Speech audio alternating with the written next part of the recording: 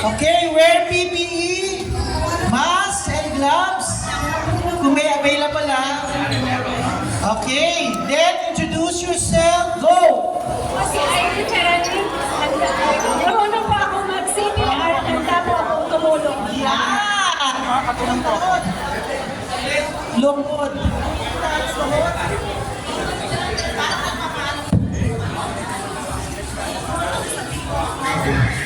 Luhod, okay.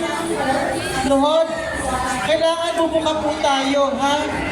Pagitnaan yung dalawang tuhod nyon, yung balikat ng biktima.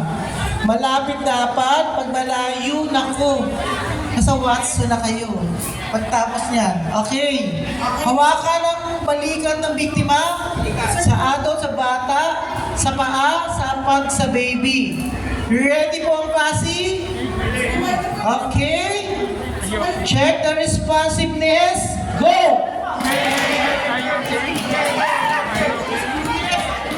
Okay, ang responsive, ang gagawin? Tawag ng tulong.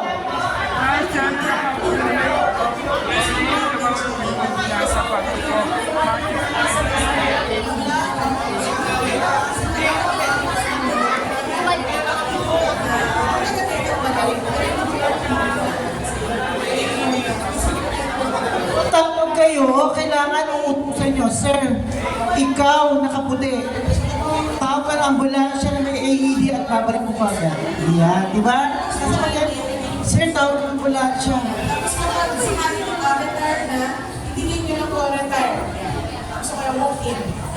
Pero parang dun sa may work pa, hindi kita. Okay. Yun dapat ha, uutusan nyo kasi baka pagkakas yun eh. Kayo, member namin kayo. Okay, cover the mouth and nose. Other organizations. Yeah. Next, compression. They ask Okay, natama lang po itong dalawa, itong ano, ito lang po natama. Naka-align po dapat to sa ilong ng biktima. Naka-align sa ng biktima, sa ilong.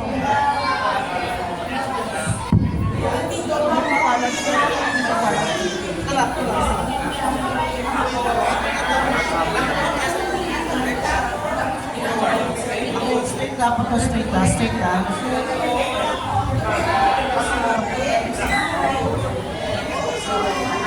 Okay.